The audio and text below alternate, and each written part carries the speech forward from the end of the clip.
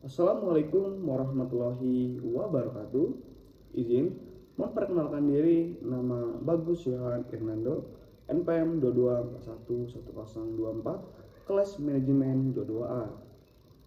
Di sini saya akan mempresentasikan materi tentang teori etika bisnis. Secara umum, teori ini memang berbicara tentang bagaimana perilaku berbisnis yang baik dan sesuai dengan norma. Akan tetapi, ada 4 teori besar yang juga dipelajari dalam konsep tersebut. Yang pertama ada teori keutamaan. Teori pertama adalah tentang keutamaan, memandang bagaimana seseorang bersikap, perilaku atau sikap baik seseorang akan menciptakan watak dan karakter yang baik secara moral juga. Yang kedua, teori hak. Seperti pembahasan etika pada umumnya, teori hak berbicara mengenai sesuatu yang pantas dan harus didapatkan oleh seorang individu.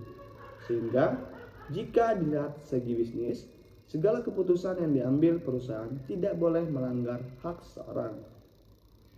Yang ketiga ada teori deontologi.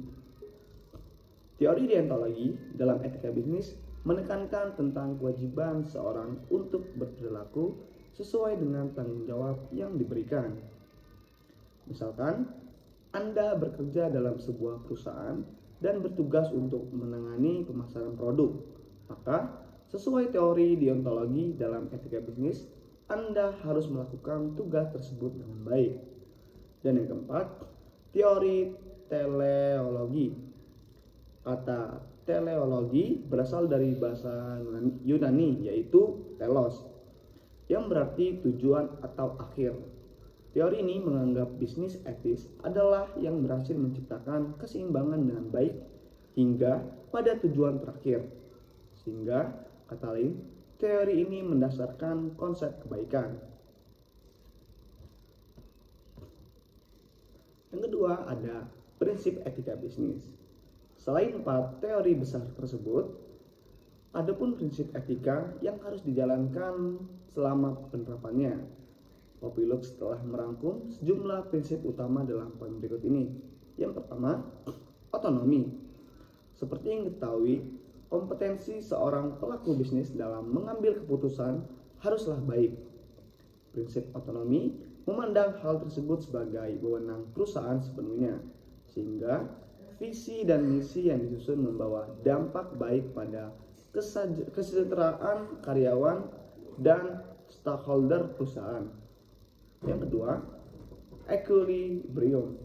Berhubungan dengan otonomi pelaku bisnis, segala keputusan yang diambil juga harus seimbang. Dalam kata lain, perusahaan tidak boleh berat sebelah dalam memutuskan sesuatu, misalnya memberi upah sesuai kontrak dan kontribusi kerja karyawan. Yang ketiga ada free will, kehendak bebas. Kehendak bebas yang dimaksud adalah kesempatan rata yang didapat individu.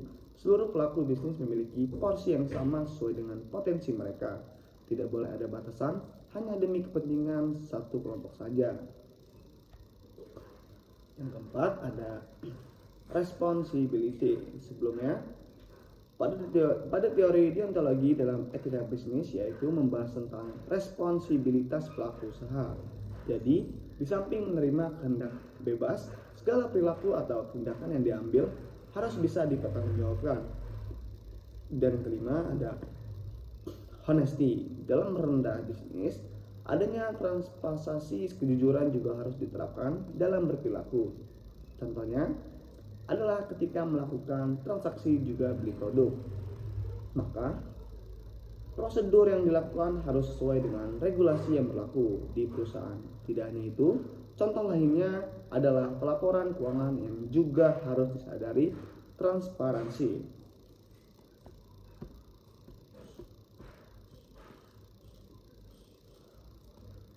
Selanjutnya ada faktor yang mengaruhi etika bisnis.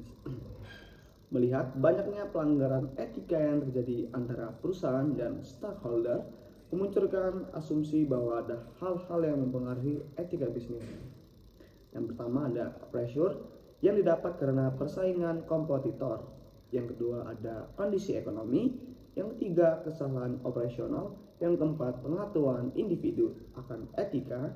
Dan yang kelima ada demand pasar yang tidak sesuai dengan kemampuan pada perusahaan. Sekian presentasi yang bisa saya sampaikan, kurang lebihnya saya mohon maaf kepada Tuhan saya manapun. Sekian, wa taufiq wal hidayah. Wassalamualaikum warahmatullahi wabarakatuh.